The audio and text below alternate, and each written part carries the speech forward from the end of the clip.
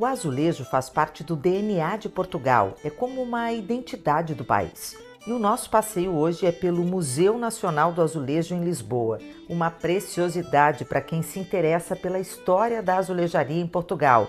Quer ver exemplares lindos num prédio também lindo.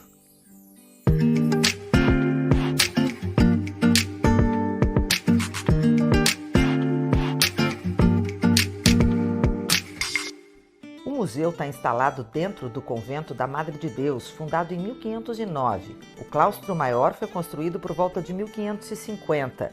Era um convento de clausura do ramo feminino da Ordem dos Franciscanos.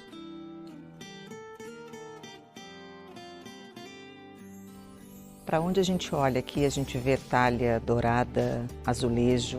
A igreja é de 1550, mas foi a descoberta das minas de ouro e diamante no Brasil que fizeram com que essa igreja ficasse ainda mais rica e bela, né? Um exemplar e tanto do barroco português. E esse presépio do início do século XVIII, todo com esculturas de barro.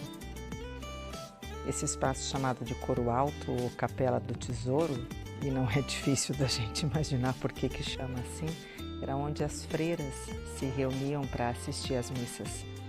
Com a morte da última freira em 1871, o edifício passou por reformas e recebeu muitos azulejos retirados de outros conventos e palácios.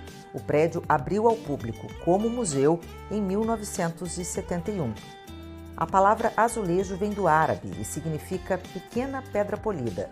Hoje a gente entende o azulejo como uma peça de cerâmica, geralmente quadrada e com uma das faces vidrada. Os primeiros modelos procuravam copiar os mosaicos. No início do século XVI, o uso de azulejos no revestimento de paredes se difundiu no país, com padronagens de técnicas vindas da Espanha islâmica. Lembrando que no século VIII a Península Ibérica foi invadida pelos mouros, muçulmanos de origem africana.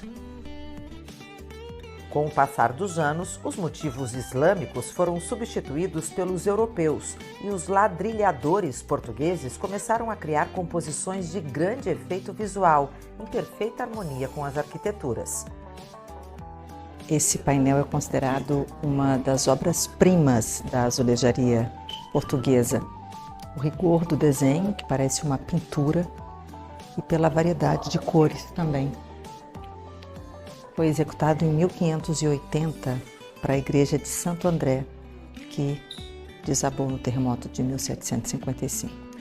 São quase 1.500 azulejos que formam a obra com 5 metros de altura.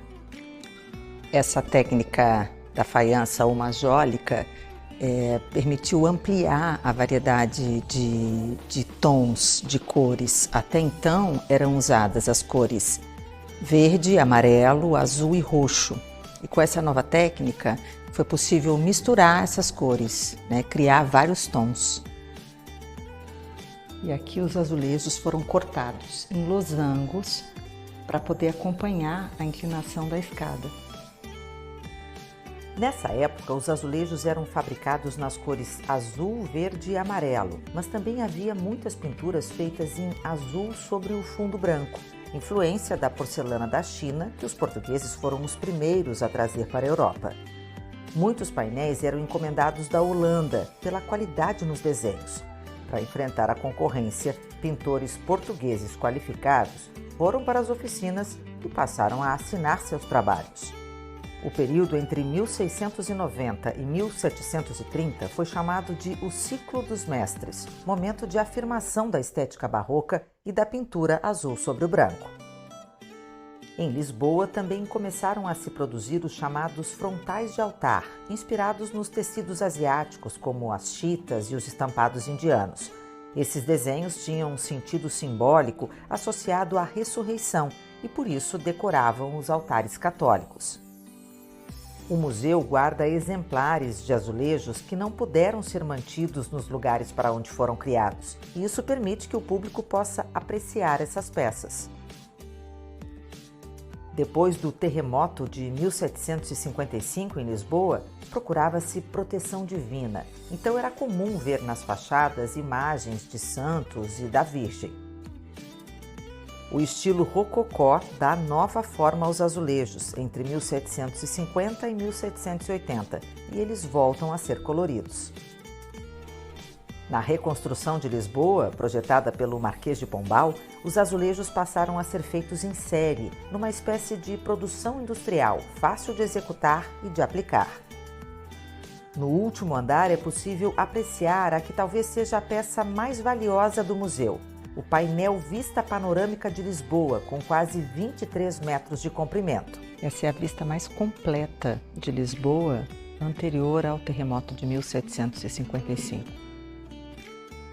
Um documento único na história de Lisboa e que nos mostra um pouco do cotidiano da cidade no início do século XVIII, com a movimentação de barcos pelo Rio Tejo e o comércio no Mercado da Ribeira. Gostou do conteúdo? Espero que sim! Então dá like, comenta e se inscreve no canal. Beijo!